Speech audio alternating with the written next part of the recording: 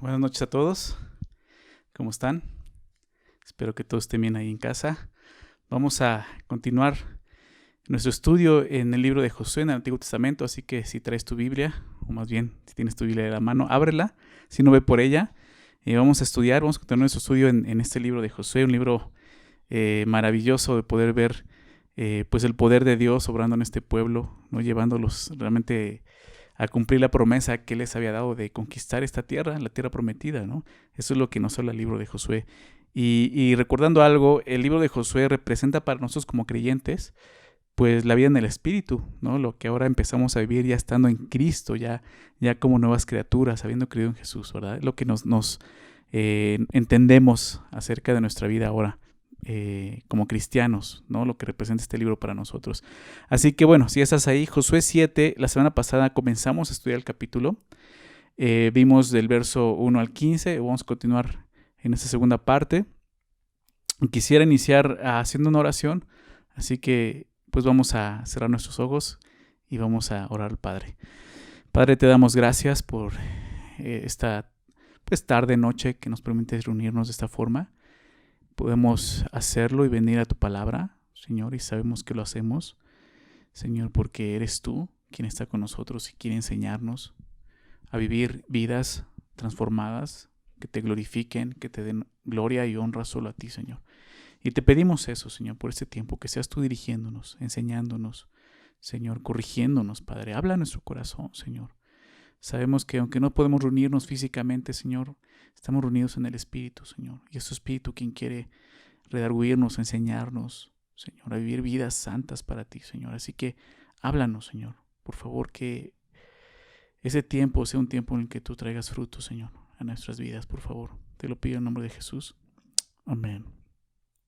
Capítulo 7. Déjame recordar un poco lo que está sucediendo. Israel, los primeros capítulos 4, 5, Dios los lleva a cruzar el Jordán de una forma pues, milagrosa, viendo el poder de Dios. El capítulo 6 es cuando empiezan realmente la conquista, entrando a Jericó, ¿verdad? Y conquistando Jericó. Y realmente esa conquista, pues, igual que todas, se las dio Dios. Y lo hizo de forma muy sencilla para que ellos se dieran cuenta que no estaba en ellos. Fue el poder de Dios, ¿verdad? Que les había llevado ahí a Jericó. Pero después de eso llegan, capítulo 7, nos habla de la primera derrota. Ellos van hacia Jai, ¿verdad? Tratando de conquistar Jai, pero desgraciadamente se olvidan de lo primordial que es precisamente Dios con ellos. Israel había experimentado su primera derrota en la tierra prometida, sin buscar la dirección de Dios, sin buscar el consejo de Dios. Lo que ganaron fue una derrota. Ellos creyeron que podían hacer frente a Jai en sus propias fuerzas, pero la verdad es que no fue así. Ellos regresaron derrotados, humillados, lo decía la semana pasada, como perro, como decimos comúnmente, ¿verdad? Como con la cola entre las patas, ¿verdad? Vimos que el primer error del pueblo fue demasiada confianza en ellos mismos, una autoconfianza, demasiada confianza, ¿verdad? Esa confianza los llevó a dejar a un lado a Dios y a vivir pues su primer derrota en la tierra de Canaán, en la tierra prometida. Pero el motivo principal por lo cual encontraron la derrota, ¿no? Y siguieron en derrota hasta no tratar con este problema, el Señor se los dijo en el verso 11, Israel ha pecado. Es el pecado, ese fue el problema. Realmente el pecado en sí ya es una derrota. Ellos ya estaban derrotados. Israel está derrotado desde antes de ir a Jai, desde que salieron de Jericó. Ya había derrota en ellos. Es por eso que el Señor les pide que solucionen ese problema. Realmente ese es el problema en Israel, el pecado, ¿verdad? Y déjame recordarte cómo Dios les dijo que tenían que solucionar esto. Ahí en el capítulo 7, en el verso 10, es cuando Dios le responde a Josué. ¿Recuerdas? Josué se autocomisera, se tira al piso, ¿verdad? Y Dios le dice, levántate, ¿no? Jehová dijo a Josué, levántate, ¿por qué te postras así sobre tu rostro? Obviamente Josué no sabía que había pecado en Israel. Y es por eso que Dios le dice, esto es lo que está pasando, Josué, por eso están derrotados. Israel ha pecado.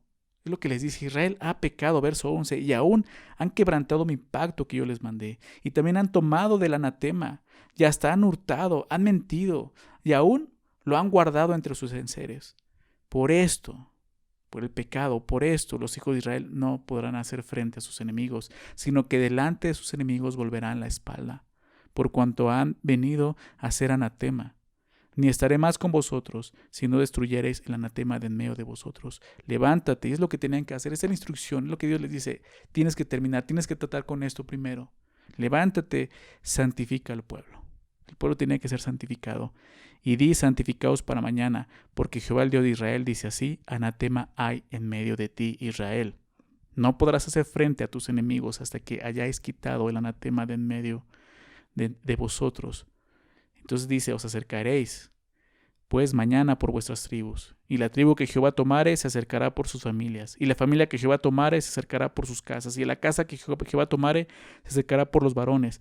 Y el que fuere sorprendido en el anatema será quemado, él y todo lo que tiene, por cuanto ha quebrantado el pacto de Jehová y ha cometido maldad en Israel. Entonces Dios le acaba de decir, esto es el problema, Josué. Realmente no fueron los hombres, no fue una falta de estrategia, es el pecado que hay en Israel. Realmente por este pecado Israel mismo era un anatema ahora delante del Señor, ¿verdad? Entonces, pues Dios les dijo lo que tenían que hacer para terminar con el pecado. Les dio instrucciones muy precisas que deben llevar a cabo. Y eso es lo que vamos a ver el día de hoy, lo que vemos a continuación. La manera en que se juzgaría el pecado, ¿verdad? Y vamos a aprender mucho acerca de este pasaje, acerca de un mal que también está en nosotros, que es el pecado precisamente, ¿no? Vamos a ver las cosas que el pecado hace en nuestras vidas, lo que puede llegar a ocasionar, ¿verdad? Cómo puede destruirnos, pero también vamos a ver la solución del pecado. Es lo que vamos a meditar el día de hoy. Y dice el verso 16, quisiera leer, vamos a leer del verso 16 al 21 y continuamos leyendo más adelante. Dice el verso 16, José pues, levantándose de mañana, hizo cercar a Israel por sus tribus, y fue tomada la tribu de Judá, y haciendo acercar a la tribu de Judá fue tomada la familia de los de Sera, y haciendo luego acercar a la familia de los de Sera por los varones, fue tomado Zabdi, hizo cercar su casa por los varones, y fue tomado Acán, hijo de Carmi, hijo de Zabdi, hijo de Sera, de la tribu de Judá. Entonces Josué dijo a Acán, hijo mío, da gloria a Jehová el Dios de Israel, y dale alabanza, y declárame ahora lo que has hecho, no me lo encubras. Y Acán respondió a Josué diciendo, verdaderamente yo he pecado contra Jehová el Dios de Israel, y así he hecho. Pues vi entre los despojos un manto babilónico muy bueno, y 200 siclos de plata, y un lingote de oro de peso de 50 siclos, lo cual codicié y tomé, y aquí que está escondido bajo tierra en medio de mi tienda, y el dinero debajo de ello. Esto es lo que está sucediendo, ¿no? Josué, pues lo que hace es cumplir las instrucciones que Dios le da, ¿no? Cómo tiene que tratar con el pecado, lo que tiene que hacer. Y lo primero que observo es esto, que Josué no espera más tiempo. Dice el texto que al día siguiente, dice en la mañana, ¿verdad? Levantándose de mañana, hizo esto, acercar por sus tribus, ¿no? a todo Israel. Y ¿qué es lo que vemos? Que él trató esto lo más pronto posible, ¿sí? Josué hace lo que Dios le pide, ¿sí? Lo que Dios le pidió fue levántate, santifica al pueblo, ¿verdad? Tienes que tratar con esto. Y Dios le dijo que lo hiciera al día siguiente y así lo hizo Josué. Tenemos que aprender esto. Cuando hay pecado en nosotros, tenemos que tratar con él inmediatamente. En el momento en que Dios nos muestra que hay pecado, ¿sí? Porque muchas veces podemos encontrarnos como Josué, sin darnos cuenta que realmente hay pecado en nosotros, ¿sí? Y no es que seamos ingenuos en un sentido como, o más bien que usemos esto como una justificación. Yo no sabía. No, realmente a veces no nos damos cuenta que hay pecado. Y Dios tiene que sacar eso y mostrarnos que hay pecado. Pero lo que tenemos que hacer en cuanto Dios empieza a mostrar esto es ir inmediatamente con Él y tratar esto. Inmediatamente, no dejar más tiempo. Si queremos una vida espiritual así, sin derrotas, necesitamos considerar esto. Tratar con el pecado lo más pronto posible. No dejes que el pecado permanezca más tiempo en ti. Pon manos a la obra ya. Pon manos a la obra. Hoy es el día que Dios está regalando para que lo hagas. Ahorita vamos a ver más acerca de esto. Lo siguiente que veo es que Josué sigue las instrucciones de Dios al pie de la letra. Y así es como debemos de obedecer a Dios. Completamente. Al pie de la letra. Y más cuando Dios está hablando de pecado en nuestras vidas. Tenemos que confiar y hacer las cosas como Dios nos pide. No pensar de que, ya con esto ya no voy a pecar. Ya con esto, no, hazlo como Dios te está pidiendo que lo hagas. Destrúyelo completamente y obviamente inmediatamente. No esperes más tiempo. Ahora, ¿qué es lo que empieza a suceder? Prácticamente Dios le dice a Josué, voy a empezar a seleccionar, ¿verdad? Por medio de selección voy a mostrar quién es el culpable, de quién estoy hablando, ¿sí? Y lo que vemos es que la selección, pues sí, no fue al azar, no fue por adivinanza. Es cierto, Josué no sabía quién había cometido el pecado, pero Dios sí lo sabía y lo sabe bien. Este hombre acá pudo haber pensado que estaba engañando a todos, quizás hasta a Dios. Porque ese es el pensamiento, nuestro pensamiento pecaminoso. Cuando estamos viendo en pecado pensamos que nadie, ni siquiera Dios puede darse cuenta. No te engañes. La Biblia dice en Gálatas 6, Dios no puede ser burlado. No erréis. Lo que el hombre sembrare, eso va a cegar, ¿verdad? Y eso es lo que estamos viendo aquí. Dios sabía lo que estaba pasando, por lo tanto, fue Dios quien fue seleccionando, como vemos, la tribu, después la familia, la casa, hasta llegar al hombre que había cometido esto. No nos dice cómo fue que Dios fue eligiendo a cada tribu, a cada familia, a cada casa, hasta llegar al hombre, pero probablemente fue por medio del Urim y Tumim. ¿Recuerdas esto? Eran las dos piedras que llevaba el sacerdote en su pectoral para conocer la voluntad de Dios hacia Israel. Déjame citar esto en Éxodo, lo vimos la primera vez que se menciona esto, Éxodo 28:30, que es cuando Dios le dice a Moisés que tiene que hacer precisamente pues toda la vestimenta del sacerdote y cómo tenía que hacer. Y algo importante era en estas dos cosas, el Urim y Tumim. Y le dijo esto en Éxodo 28:30, y pondrás en el pectoral del juicio, hablando del pectoral del sacerdote, del juicio Urim y Tumim, para que estén sobre el corazón de Aarón. Ese es el propósito. Dice, cuando entre delante de Jehová. Antes de eso menciona que ahí en el pectoral iban a estar los nombres de las 12 tribus, ¿no? Significando esto, el sacerdote iba a llevar a las 12 tribus en su corazón, pero ahí también iba a estar esto, el Urim y Tumim. Y dice así, llevará siempre Aarón el juicio de los hijos de Israel sobre su corazón delante de Jehová. Y estamos hablando aquí en Josué 7 de un juicio en Israel. Entonces posiblemente y muy seguramente esta fue la manera en que Dios empezó a seleccionar a las personas. No sabemos cómo usaban estas cosas de Urim y Tumim. La Biblia no nos explica de qué manera lo hacían, pero sí nos muestra que era de esta manera, ¿verdad? Ahora es interesante que Dios pues haya revelado al culpable de esta manera. ¿Por qué? Porque Dios pudo haberle dado el nombre a Josué sin tanto rollo. ¿Estás de acuerdo? Una noche antes, o sea, simplemente durmiendo, ¿no? En una visión le puede haber mostrado el nombre de esta persona es Acán, ¿no? De la familia de Sera, no menciona, ¿no? O simplemente no haber despertado y encontraron en el piso de su cuarto, ¿no? Ahí en el campamento, en su tienda, el nombre de Sera. O sea, Dios pudo haberlo hecho de esa forma. Pero, ¿por qué lo hace así? Sabemos que Dios no hace nada sin propósito. O sea, Él tiene un propósito en esto, tiene un motivo. ¿Sí? Dios tiene su motivo para hacerlo así.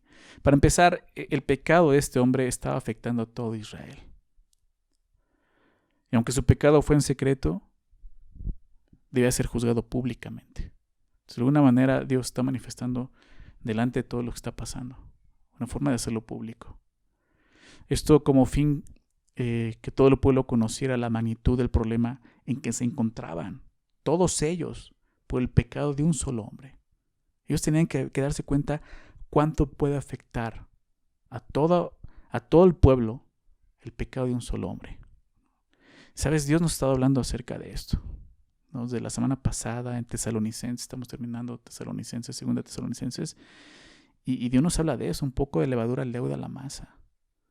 Pecado en la iglesia siempre va a traer consecuencias, siempre va a traer probablemente más pecado dentro de la iglesia.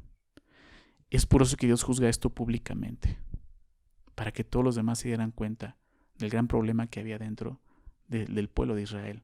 Por este hombre, ahora todo el pueblo menciona, es anatema, ¿verdad?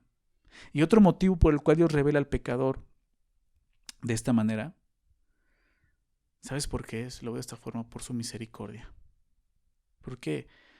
Porque con cada selección, Dios le estaba dando una oportunidad más a Acán de arrepentirse. ¿Verdad? ¿Recuerdas a Adán en Génesis 3? Cuando peca, cuando su esposa come del fruto y le da a él, y él deliberadamente, sabiendo que está desobedeciendo a Dios, lo hace. Después de eso, ¿recuerdas cómo se acerca a Dios? Para empezar, ellos escuchan la voz de Dios que se pasaba en medio del huerto, se paseaba en medio del huerto, y ¿qué hicieron? Ellos se escondieron. Y Dios le dice, ¿verdad? ¿Dónde estás? La primera pregunta. Dios sabía dónde estaba Adán en ese momento, físicamente, aún espiritualmente, pero Adán no sabía dónde estaba espiritualmente. Dios está buscando arrepentimiento con cada pregunta. ¿Comiste del árbol que te dije que no comieras? ¿Verdad? Entonces, con cada pregunta, Dios está esperando arrepentimiento. Y es lo que está haciendo aquí con Acán. La misericordia de Dios, es más, se vio desde un día antes. Porque, te decía hace un rato, Josué juzga esto en el momento en que Dios le dice inmediatamente. Pero Dios no le dijo este día, esta noche, le dijo mañana. ¿Por qué Dios no juzgó al pecador inmediatamente esa misma noche? Pudo hacerlo un día antes, pero le dijo a Josué, hazlo mañana. ¿Por qué? Porque Dios le estaba dando a Acán oportunidad de arrepentirse. Desde un día antes, te lo dije la semana pasada. Imagínate todo lo que Acán pudo haber estado pensando esa noche. Tiempo para arrepentirse. Oportunidades para arrepentirse. De esto mismo es lo que habla el apóstol Pedro en su segunda carta. Déjame leer esto al final de la segunda carta, segunda de Pedro 3, verso 9 y 10. Empieza a hablar de aquellos que se burlan, ¿no?, de Dios, diciendo, ¿no que iba a venir? ¿No que iba a regresar? Las cosas siguen igual, no ha regresado, ¿verdad? Y una de las cosas que Pedro dice es esto, en el verso 9, segunda de Pedro 3, 9 y 10, dice, el Señor no retarda su promesa, ¿verdad? Según algunos la tienen por tardanza, o sea, ya se tardó. Dicen, no es cierto, sino que es paciente. ¿Te das cuenta? Dios es paciente para con nosotros, no queriendo que ninguno perezca, sino que todos procedan al arrepentimiento. Eso es lo que Dios nos está mostrando aquí. Está esperando arrepentimiento de parte de Acán, no queriendo que pereciera, sino que hubiera arrepentimiento. Pero Pedro dice en el verso 10, pero el día del Señor vendrá como ladrón en la noche. Sí, Dios va a dar oportunidades, pero eso no quiere decir que no va a juzgarlo. Va a venir el juicio. Y es lo que vemos que va a suceder aquí con este hombre Acán. Todo lo que debe de haber pasado por la cabeza de este hombre durante esa noche, ¿verdad? Quizá pensando que podía salirse con la suya. Al final, ¿quién no va a saber? Está bien, lo enterré muy bien, nadie sabe de eso. O quizás recordando lo que había robado. Quizás deseando nunca haberlo tomado. No lo sabemos. Pero lo que sí sabemos es que no hubo arrepentimiento. Cuando Dios comienza a mostrar que hay pecado en nuestras vidas, debemos de arrepentirnos inmediatamente. Eso es lo que tenemos que hacer. Tratar con Él es en arrepentimiento. Es cierto que quizá Dios te dé algunas oportunidades para arrepentirte como lo hizo con Acán, pero tú no sabes cuál será la última de ellas. Arrepiéntete. Me preguntaba qué hubiera sucedido si esa misma noche Acán se hubiera acercado a Josué y hubiera declarado lo que hizo. Quizás sería otra historia, ¿verdad? Muy probablemente sí, Dios le hubiera perdonado como perdonó a David. Pero no lo sabemos. ¿Por qué? Porque eso no sucedió. Lo que sucedió fue que Acán no se arrepintió y fue juzgado por su pecado. Verso 19. Dice que entonces Josué dijo a Acán, ¿no? Hijo mío, da gloria a Jehová, el Dios de Israel, y dale alabanza, y declárame ahora lo que has hecho, no me lo encubras. Y Josué comienza a comprender la dimensión del daño que produce el pecado. Y se lamenta por lo que hace Acán. Aún con dolor y con misericordia le dice así, hijo mío. Yo puedo, o sea, la Biblia no nos expresa, ¿verdad? No nos da expresiones, ¿verdad? Pero yo puedo pensar en eso y ver así realmente a José con ese corazón, hijo mío, sintiendo el dolor por lo que había hecho, ¿no? Y nosotros debemos de ver así a los pecadores con la misma misericordia que muestra Josué. Porque esa es la misericordia de Dios. El domingo pasado, en Tesalonicenses, veamos cómo debemos de tratar a las personas que vivían en pecado, en desobediencia, pero nos recordaba algo, decía, no los trates como enemigos, sino como hermanos. Nosotros ahora como cristianos debemos entender esto. Aquellos que están viviendo en pecado, sí, van a afectarnos, van a traer dolor a la iglesia. Sí, hay que tratar con ellos, hay que tratar de alguna forma como ya vimos, pero recordemos esto, no son nuestros enemigos. Tenemos que sentir el dolor de su pecado, aún considerándonos nosotros mismos que podemos estar en ese lugar, ¿verdad? Restaurarle, como vimos en Galatas, con ese espíritu de mansedumbre. Ahora, lo que Josué le dice acá es muy interesante. Él le dice, da gloria, da alabanza a Dios, declarando tu pecado. Qué increíble es esto. El pecado afecta nuestra comunión con Dios. Lo sabemos. Se convierte en una barrera que nos estorba, que no nos permite acercarnos con la confianza con la cual fuimos invitados, ¿verdad? Como dice Hebreos, acércate confiadamente al trono de gracia. El pecado nos estorba. A veces, al saber que somos pecados, ya nos sentimos como dignos, y realmente no somos dignos, pero nos sentimos así indignos de acercarnos a Dios. Es un estorbo. Sin embargo, Dios no quiere que nos alejemos. Dios no quiere eso, Él quiere que nos acerquemos en arrepentimiento. Pero tenemos que acercarnos en arrepentimiento con la actitud correcta, con la misma confianza de que si venimos en verdad arrepentidos seremos perdonados. Tenemos esa promesa del Señor en 1 de Juan 1:9, si confesamos nuestros pecados. Ahora, la palabra confesar ahí está hablando de llegar a un punto donde hay un arrepentimiento sincero. Si confesamos nuestros pecados, Él, Dios, es fiel y justo para perdonar nuestros pecados y limpiarnos de toda maldad. No te creas esa mentira. Pensé decir, Dios no puede perdonarme esto. Esto que hice, Dios no me lo puede perdonar. No conoces la gracia de Dios, su misericordia. Jesús ya hizo todo para que fueras perdonado. Y lo mejor que podemos hacer en ese momento es esto, darle gloria a Dios y alabanza, como dice Josué. Cuando confesamos nuestro pecado, estamos reconociendo eso.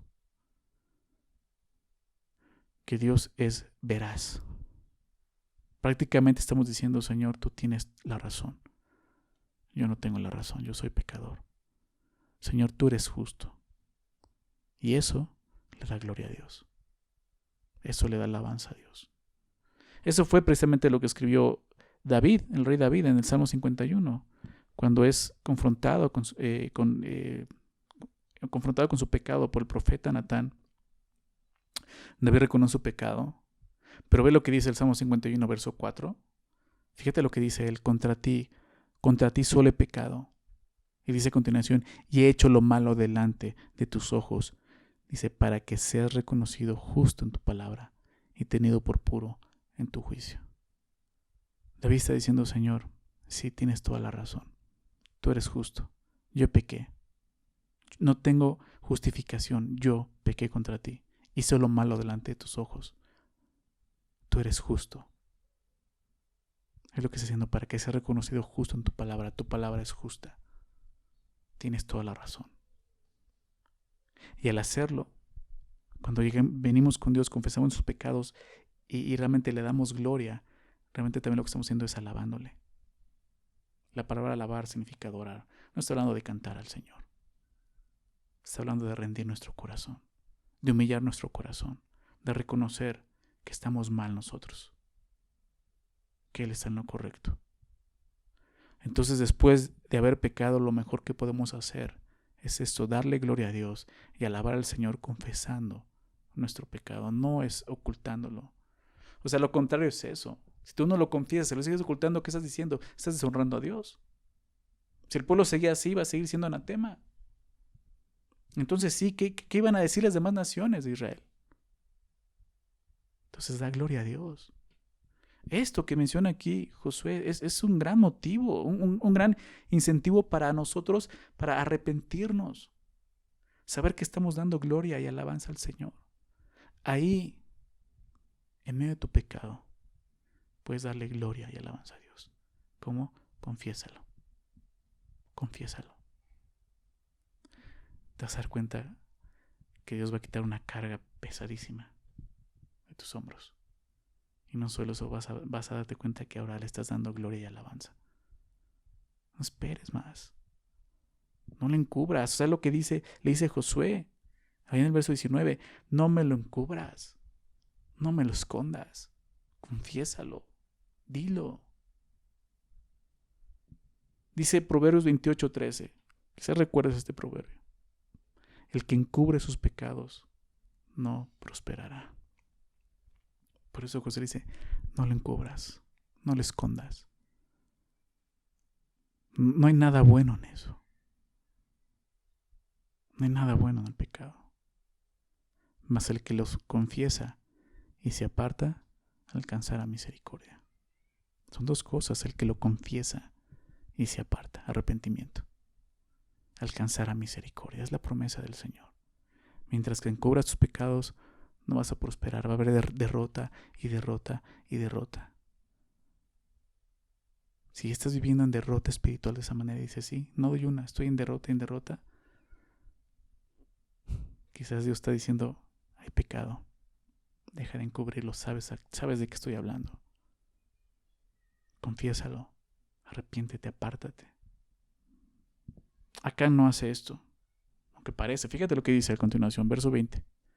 Y Acán respondió a Josué diciendo, verdaderamente yo he pecado contra Jehová el Dios de Israel, y así he hecho. Pues vi entre los despojos un manto babilónico muy bueno, y 200 siclos de plata, y un lingote de oro de peso de 50 siclos, lo cual codicié y tomé, y he aquí que está escondido bajo tierra en medio de mi tienda, y el dinero debajo de ello. La declaración que hace acá en estos versículos suena a confesión, pero no fue un arrepentimiento real. Creo que es importante ver esto. Es verdad lo que Acán dice, verdaderamente yo he pecado contra Jehová, Dios de Israel, y así he hecho. Dice todo, o sea, es verdad. Pero decir la verdad después que fuiste descubierto no quiere decir que en verdad estés arrepentido. Ahorita vamos a ver por qué. O sea, que te cachen y lo confieses, difícilmente es arrepentimiento. Claro que podría ser peor. Que te cachen y aún así no lo confieses. Continuar con la mentira. Pero lo que hace acá no es arrepentimiento. Él no está arrepentido. Te voy a decir por qué. Porque acá no expresa arrepentimiento. Porque nunca mencionó haber desobedecido el mandato de Dios. No mencionó haber traicionado y haber puesto en peligro a la nación, a su pueblo. Ni siquiera expresa dolor por la muerte de los 36 hombres, los soldados que murieron en Jai, por su culpa. Seguramente lo único que sintió fue un remordimiento por haber sido descubierto. Pero no hay arrepentimiento. Acán reconoce, primeramente, que vio entre los despojos, después codició, lo tomó y por último lo escondió. Una cosa lleva a otra. Y aquí, en este versículo, vemos este proceso del pecado. Cómo se va desarrollando el pecado en nuestra vida. Y creo que es importante tomar nota de esto. Cómo va avanzando esto en nuestras vidas. Lo primero que hace es verlo, ¿verdad? La vista.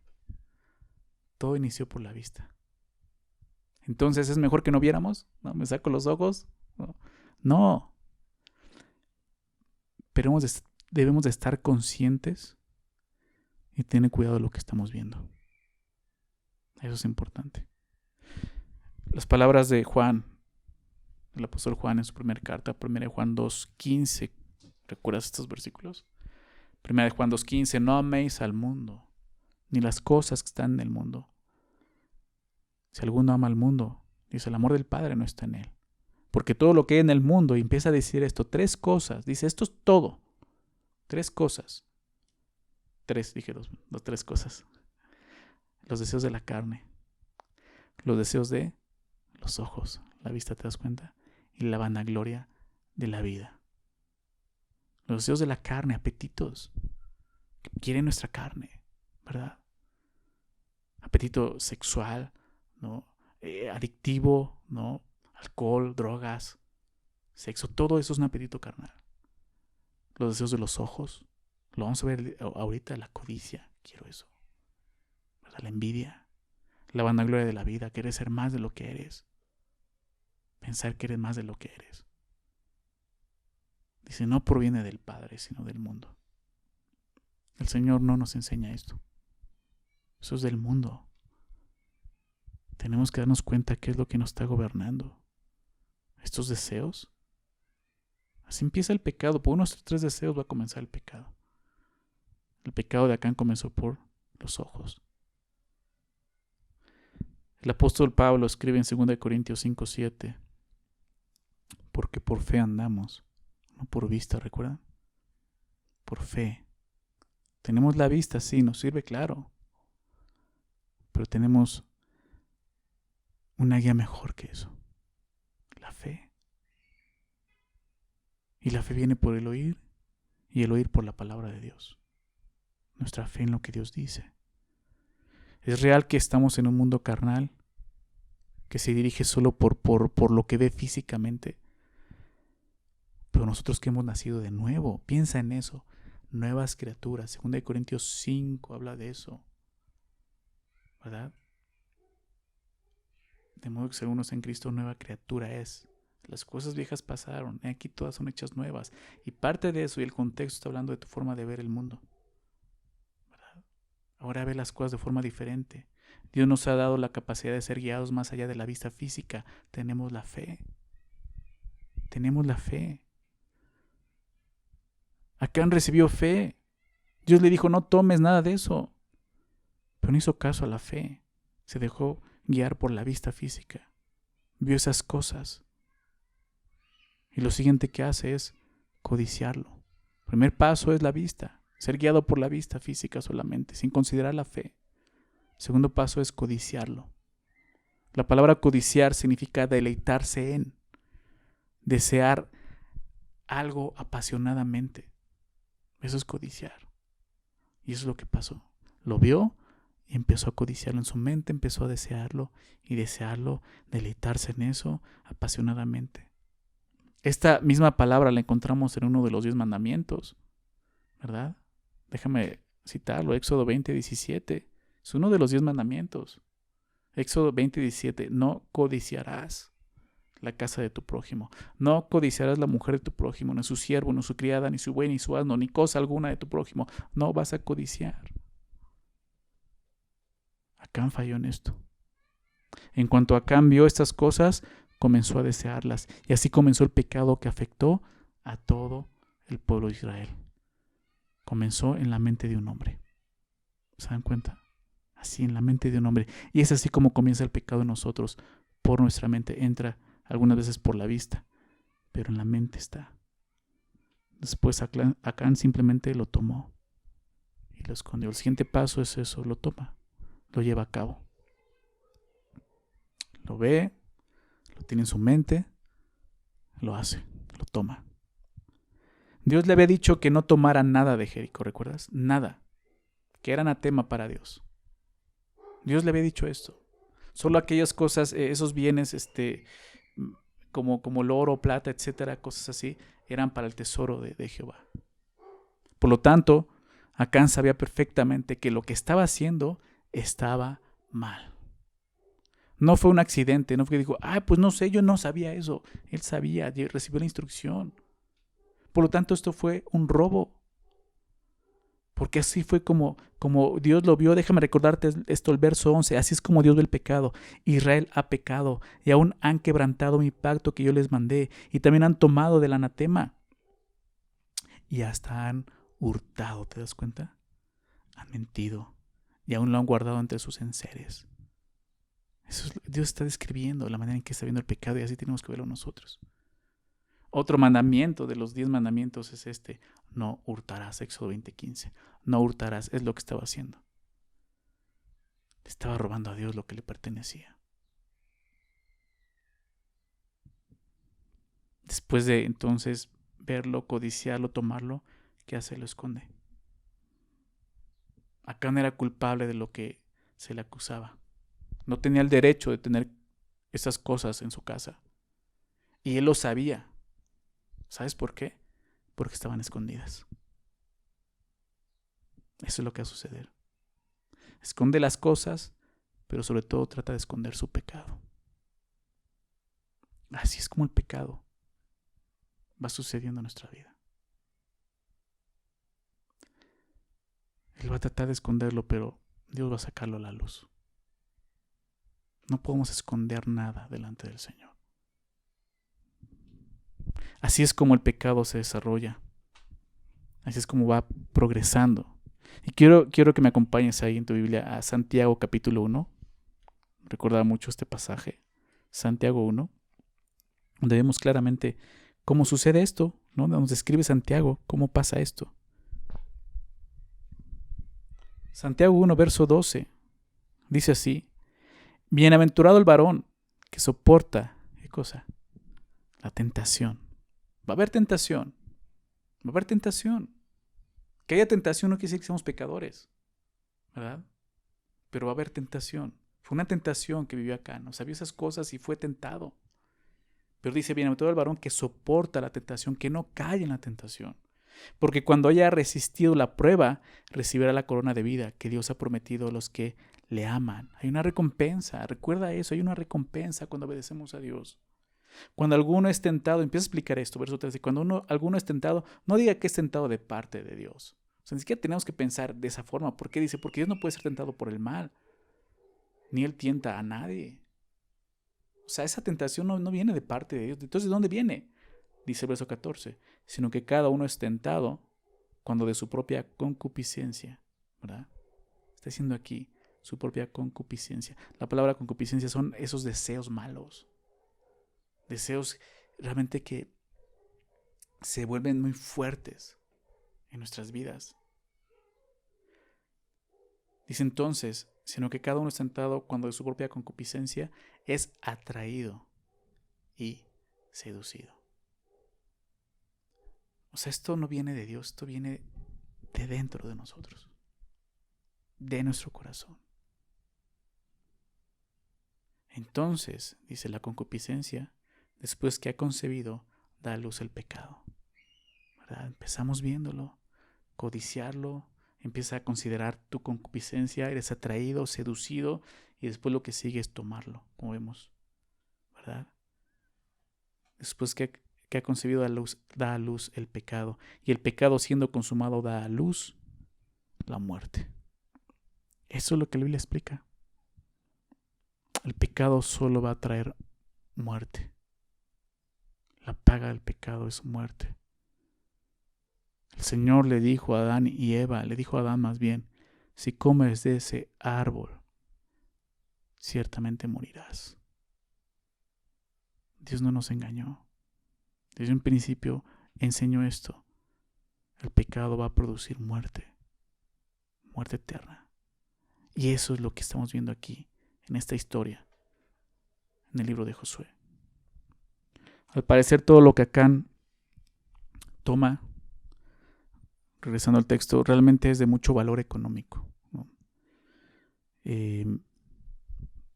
Habla de un manto babilónico, ¿verdad? Habla de 200 ciclos de plata, un lingote de oro de peso de 50 ciclos. O sea, es mucho lo que vio y tomó realmente. Tenía mucho valor económico. Pero el costo de todo esto fue mayor a ese valor económico. ¿Por qué digo esto? Porque el costo, lo que realmente valió y costó esto fue la muerte de 36 hombres de guerra. Fue la primera derrota de Israel. Fue poner en riesgo a todo el pueblo y al final la muerte de Acán y su familia. Tuvo un costo muy grande, ¿te das cuenta? ¿Por qué? Porque el pecado tiene un costo. Aunque no parezca, cuesta mucho. Tienes que considerar esto. Va a haber consecuencias. Va a haber un costo. Citabas hace rato Romanos 6:23, la paga del pecado es muerte. Es un costo muy alto.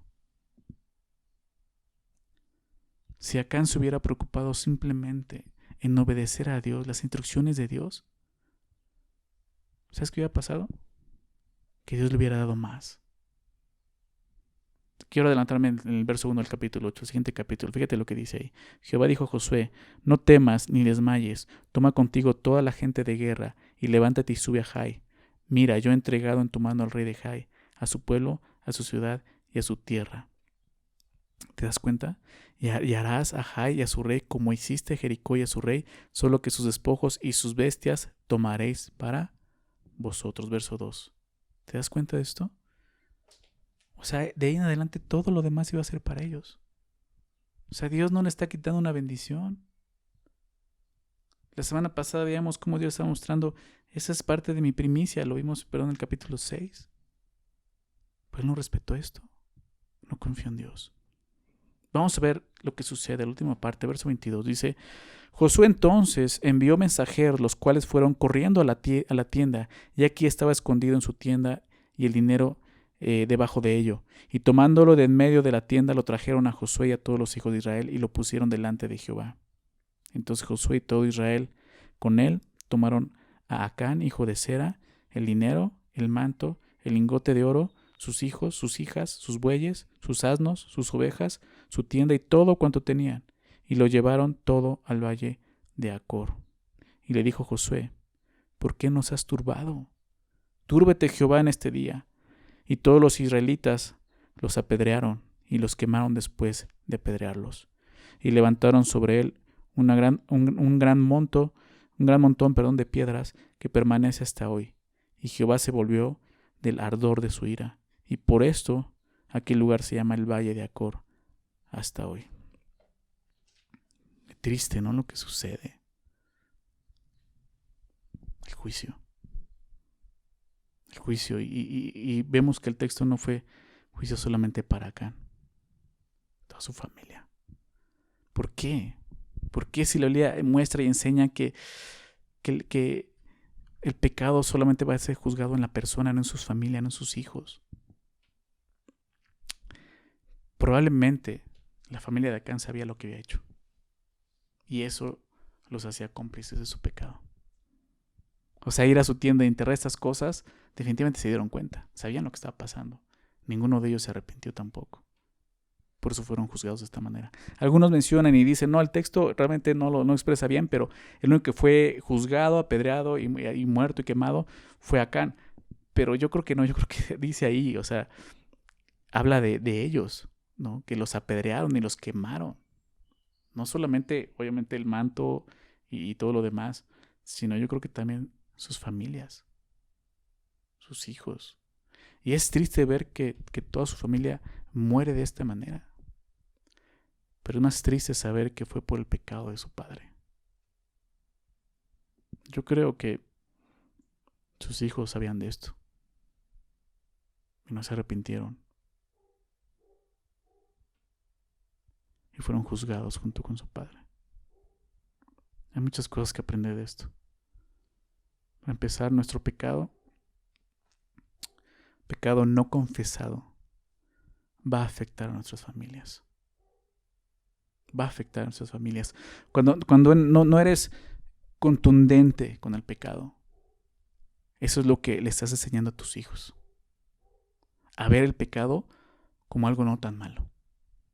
Con lo cual pueden vivir pensando que al final no les va a afectar. Pero sí les va a afectar. Ya le está afectando tu pecado. ¿Te das cuenta de eso?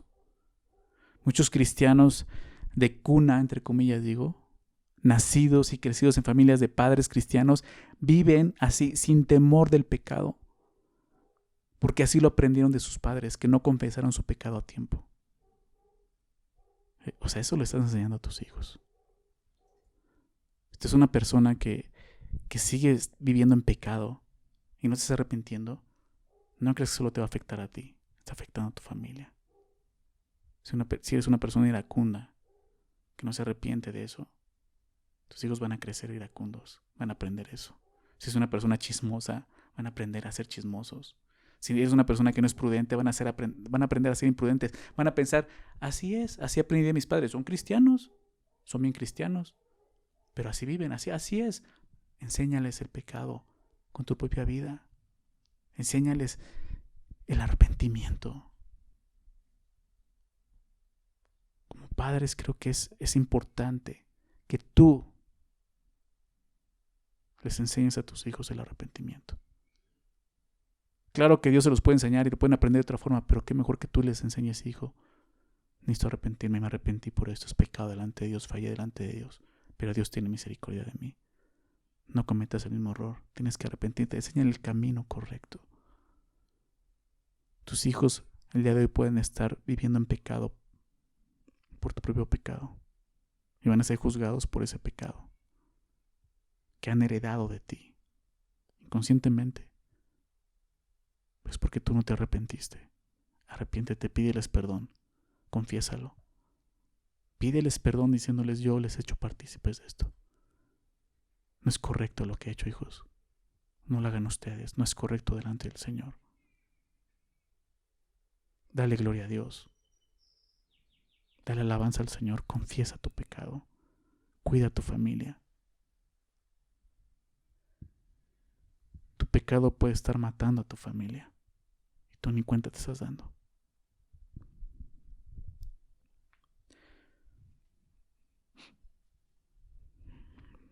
Ve lo que dice el verso 26. Y levantaron sobre él un gran montón de... Después de que lo matan, lo queman, porque tenían que destruirlo, es anatema. Levantaron sobre él un gran montón de piedras que permanecen hasta hoy. Qué interesante es esto. Al final levantan otro gran montón de piedras. ¿Por qué digo otro? Porque habían levantado los dos primeros montones, ¿verdad?, de piedras. ¿Recuerdas? Que eran monumentos realmente. Los dos primeros montones en el capítulo 4 tenían que ver con el milagro que Dios había hecho en el cruce del Jordán. Pero aquí hay otro monumento. Este montón de piedras tenía que ver con el juicio del pecado. Un recordatorio, como los dos primeros, que tenían el propósito de recordar a Israel, no el poder de Dios, ¿verdad? Cómo Dios los llevó a cruzar el Jordán. Pero este montón de piedras, este momento tenía el propósito de recordar el juicio del pecado para que Israel no olvidara la gravedad y la consecuencia del pecado. No debemos de olvidar eso nosotros. Hay un gran monumento para nosotros que nos muestra el pecado, la cruz de Cristo. El juicio del pecado, de nuestro pecado. Lo recordamos. No para que podamos seguir pecando con toda libertad, porque es una licencia, no. Es porque ya fue terminado ahí. Eso es lo que representaba ese montón de piedras. Dice al final también: y Jehová se volvió del ardor, verso 26, de su ira. Solamente esto, la muerte, solamente la muerte de los culpables hizo que el Señor se volviera del ardor de su ira. ¿Recuerdas el verso 1? Así comenzó. Déjame leer el verso 1 del capítulo 7. Pero los hijos de Israel cometieron una prevaricación en cuanto al anatema, porque Acán, hijo de Carmi, hijo de Zabdi, hijo de Sera, de la tribu de Judá, tomó del anatema, y la ira de Jehová se encendió contra los hijos de Israel. ¿Recuerdas? Y la semana pasada comenté y les decía que este era realmente el mayor problema de Israel. No fue la derrota en sí. El mayor problema era esto. Encendieron la ira del Señor. Y esta es la única manera de solucionarlo. Solo la muerte del injusto puede apaciguar la ira de Dios. Es lo que vemos. Comenzó así y termina así. De esta forma se volvió del ardor de su ira al Señor. ¿Te das cuenta de esto? La paga del pecado es muerte, la muerte del impío, del injusto. ¿Recuerdas lo que significa eso para nosotros? Tú y yo merecemos la muerte, pero nos hemos creído en lo que Jesús hizo.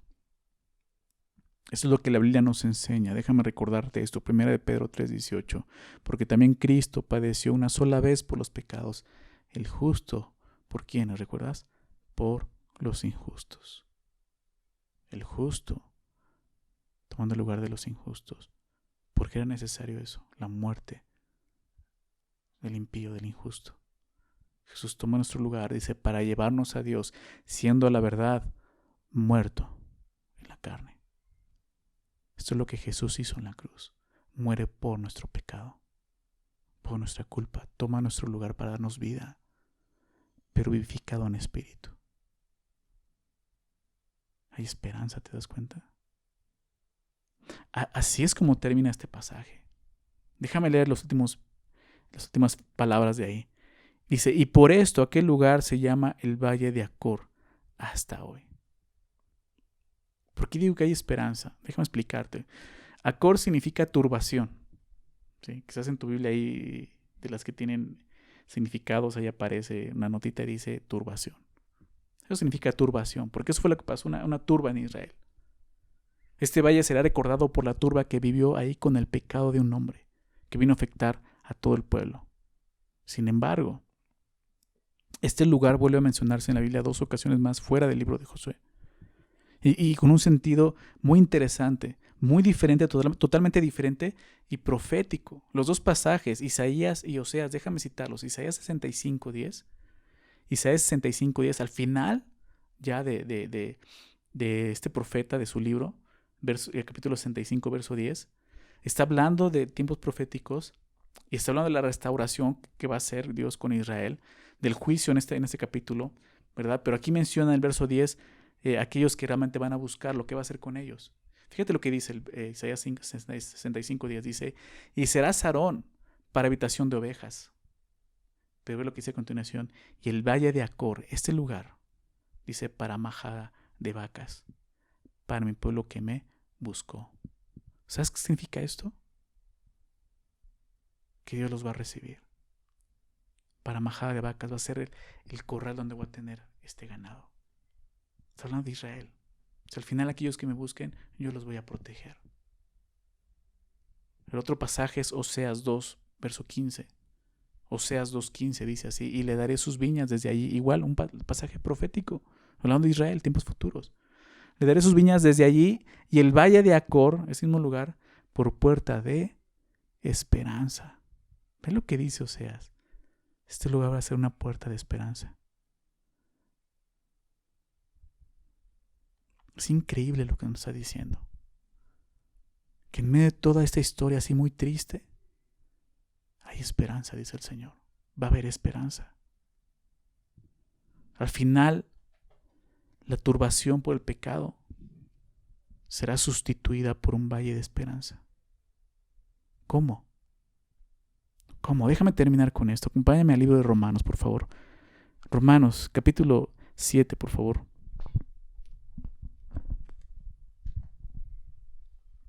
Romanos 7. Fíjate lo que dice aquí. El apóstol Pablo está explicando, ¿no? Y compartiendo su experiencia con el pecado, cómo empezó a entender el pecado en su vida. Fíjate lo que dice ahí el verso 7. ¿Qué diremos, pues? ¿La ley es pecado? ¿No? Porque muchos judíos podían llegar a pensar en eso. No, la ley es la mala, la ley es la que me condenó, la ley es la que vino a juzgarme. Dice, la ley es pecado en ninguna manera. Dice, pero yo no conocía el pecado sino por la ley, porque tampoco conocería la codicia. ¿Recuerdas el pecado de acá, la codicia?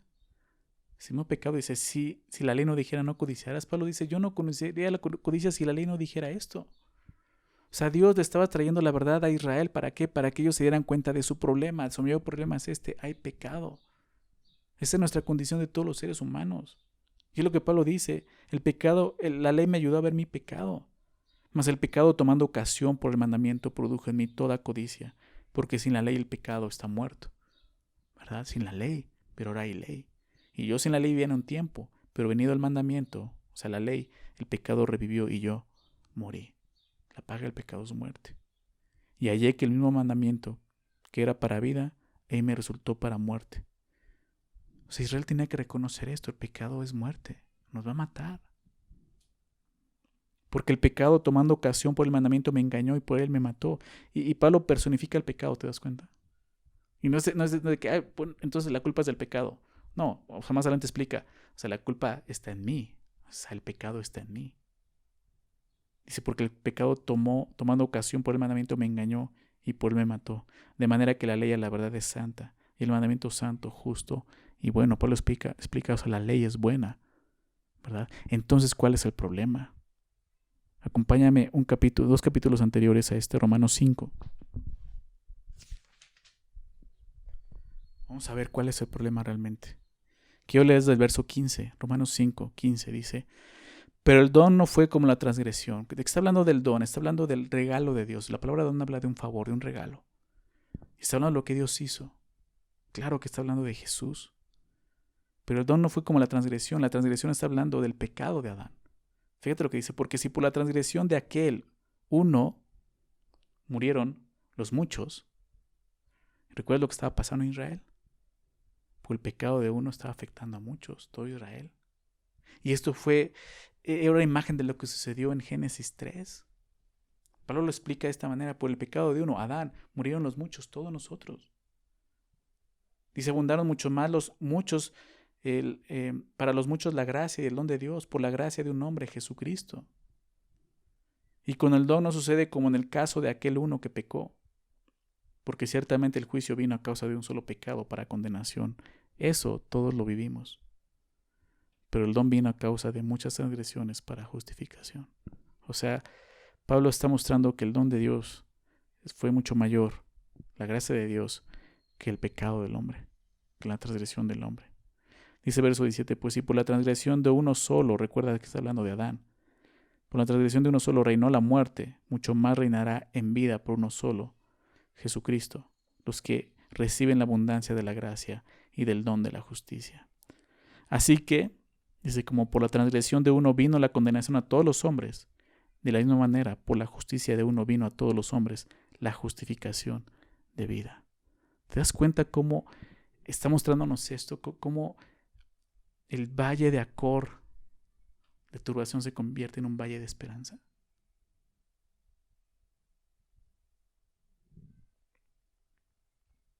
Porque así como por la desobediencia de un hombre los muchos fueron constituidos pecadores, así también por la obediencia de uno, hablando de Jesús, los muchos serán constituidos justos. Dice el verso 20: pero la ley se introdujo para que el pecado abundase. ¿Te acuerdas que decía Pablo? O sea, la culpa la tiene la ley. No, la ley tiene un propósito, para que viéramos nuestra condición. Mas cuando el pecado abundó, sobreabundó la gracia. Lo que tenemos que hacer con nuestro pecado es confesarlo, no esconderlo. Reconocer: sí, hay pecado en mi vida, porque entonces vas a ver la gracia. Para que así como el pecado reinó para muerte, así también la gracia reine por la justicia para vida eterna mediante Jesucristo, Señor nuestro. Así es como este valle de Acor se convierte en un valle de esperanza para todos nosotros, por lo que Jesús hizo en la cruz, por su muerte. Nosotros que hemos creído en Jesús tenemos que recordar esto. Nosotros ya tenemos esta esperanza. Por lo tanto, debemos de buscar lo que sigue. ¿Cuál es el fruto de esto? De esta esperanza. Dice ahí también en Romanos 6, dice que el fruto es la santificación. ¿Te das cuenta? Esto es lo que nos corresponde a nosotros. Déjame leer esto al final del capítulo 6, verso 20. Dice: porque cuando erais esclavos del pecado erais libres acerca de la justicia. Pero ¿qué fruto tenías de aquellas cosas de las cuales ahora os avergonzáis? ¿Qué fruto había del pecado en tu vida? Nada. Muerte. Eso es lo que producía el pecado. Mas ahora que habéis sido libertados del pecado y hechos siervos de Dios, tenéis por vuestro fruto la santificación y como fin la vida eterna. Sí, porque la paga del pecado es muerte, lo que hemos visto. Pero no terminé de decir el versículo. Mas la dádiva de Dios es vida eterna en Cristo Jesús, Señor nuestro. ¿Te das cuenta? El regalo del Señor, recuérdalo. Es justicia a través de Jesús. Necesitamos vivir por fe, necesitamos reconocer esto. Si has creído en Jesús, arrepiéntete de tus pecados. Si le doy una vez más, el Señor te recordó el pecado en tu vida, lo que tienes que hacer es darme gloria, alabarme, arrepentirte y confesarlo. Hazlo. No lo encubras más, no vas a prosperar. Dios no puede ser engañado y ese pecado está afectando a tu familia. Y si tú no has puesto tu fe en Jesús y Dios está hablando en tu corazón, está mostrando que hay pecado en tu vida, arrepiéntete el día de hoy, confiesa tu pecado. El Señor ya lo sabe, solo tienes que decirle: Señor, tú eres justo, yo soy pecador. Y vas a poder encontrar la esperanza de vida eterna. Cree en Jesús, cree que el justo llevó el pecado del injusto para llevarnos a Dios. Jesús murió en la cruz porque la paga del pecado es muerte. Tenía que haber una muerte como Acán murió. Jesús murió por nosotros. Cree en Él. En Jesús hay salvación, hay vida eterna, hay esperanza. Este pasaje nos recuerda esto. El pecado es así de desastroso, pero Jesús vino a solucionarlo. Solo tienes que creer. Cree en Él. Vamos a orar. Señor, te damos gracias. Gracias, Señor, por esta noche. Gracias por permitirnos escudriñar tu palabra, poder entenderla más. Señor, poder vernos nosotros mismos reflejados en ella, Señor.